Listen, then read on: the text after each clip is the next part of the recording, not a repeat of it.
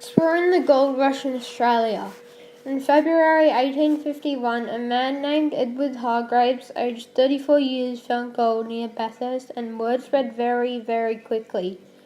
So quickly that in fact within 1 week over 400 people were there digging for gold, and by September over 10,000. Did you know that they named the first gold field Offa after a city of gold in the Bible? This news spread to other countries fast, and many boatloads of hopeful diggers arrived from overseas, and they all headed straight to the gold fields. The discovery of gold started waves of people from all parts of the world, from countries like England, America, France, Italy, Germany, Poland, and Hungary. But the majority were all from China. The discovery of gold revolutionized life in Australia. During the 1850s, at the peak of the gold rush period, Australia was producing nearly half of the world's gold, and is now the world's third largest producer of gold, along with China and USA.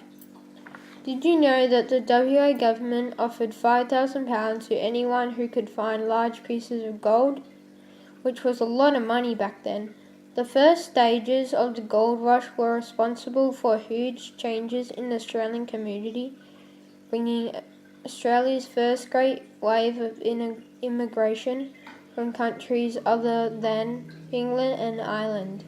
One final fact is that during 1852, 370,000 immigrants arrived in Australia, and this is when the economy of our nation boomed.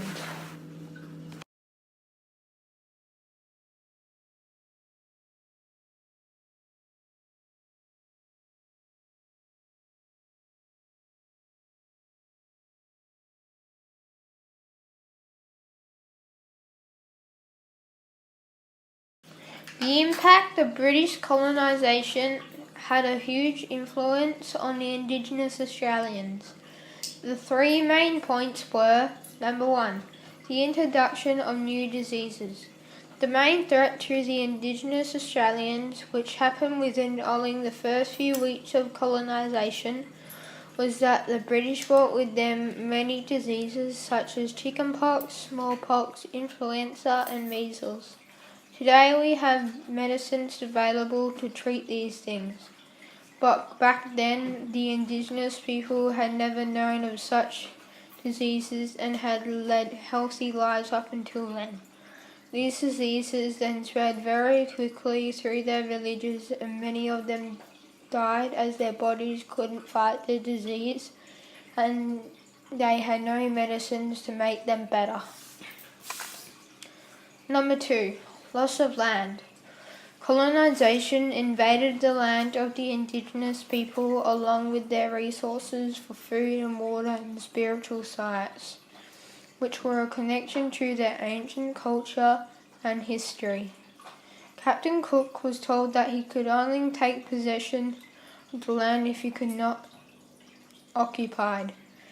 The land was occupied by the Aboriginal people, but when he was still went against his instructions from the king and took ownership, and never discussed or contacted the Indigenous people or asked them.